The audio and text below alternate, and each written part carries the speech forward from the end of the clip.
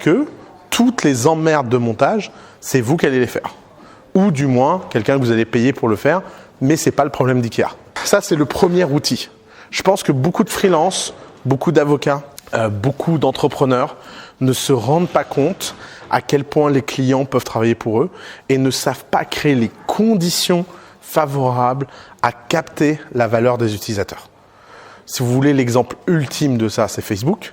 Facebook, c'est une entreprise qui a transformé des milliards de personnes en créateurs de contenu, qui a pris n'importe qui et l'a transformé en quelqu'un qui est capable de faire de la valeur et du trafic pour Facebook. Et bien cette logique-là, vous pouvez l'appliquer dans beaucoup de business. On reprend notre petite histoire d'avocat. Vous êtes un avocat, ça veut dire quoi? Ça veut tout simplement dire que vous allez mettre en place des process standards, des formulaires, des questionnaires pour éviter une mauvaise compréhension du besoin client. Beaucoup trop de business de service ont tendance à ne pas standardiser leur approche et les questions qu'elles posent aux clients. Et résultat, chaque client est aussi productif que le client veut bien l'être. Il y a des gens qui sont très bordéliques. Ces gens-là, vous allez passer beaucoup de temps à comprendre ce qu'il y a dans leur tête. Il y a des gens qui sont très très efficaces. Et si vous pensez un peu en justice sociale, ça veut dire quoi?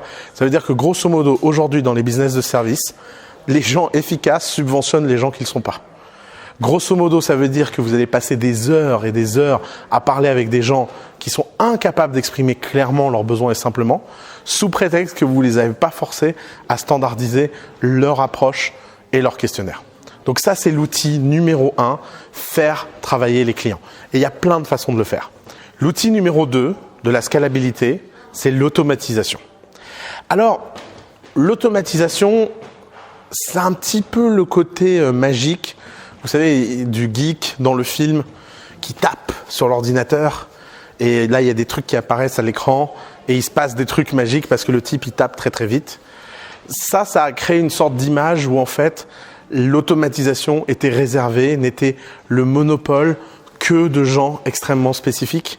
Ingénieurs, il faut être bon en maths, il faut avoir fait des longues études, il faut savoir coder.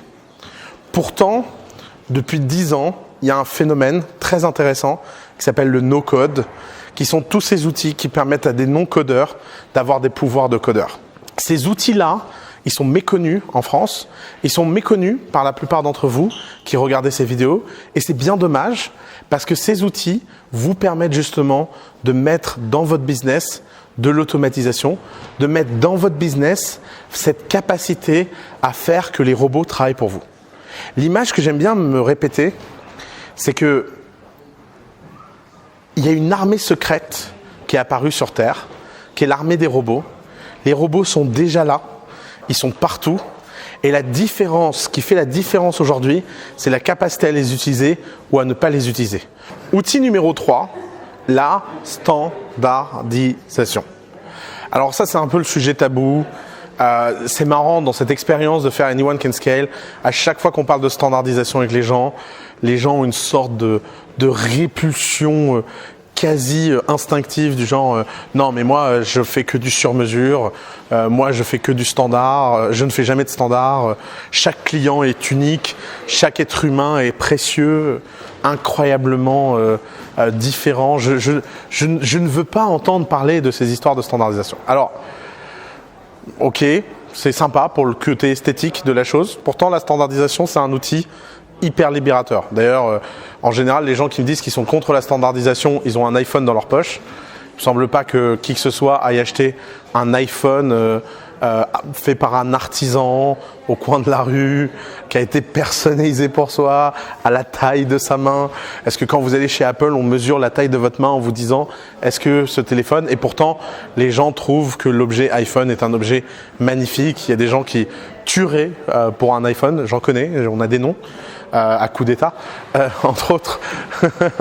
Mais il faut comprendre que la standardisation et de réussir à savoir qu'est-ce qu'on peut standardiser et qu'est-ce qu'on ne peut pas standardiser, c'est la clé pour savoir si on peut scaler ou pas scaler.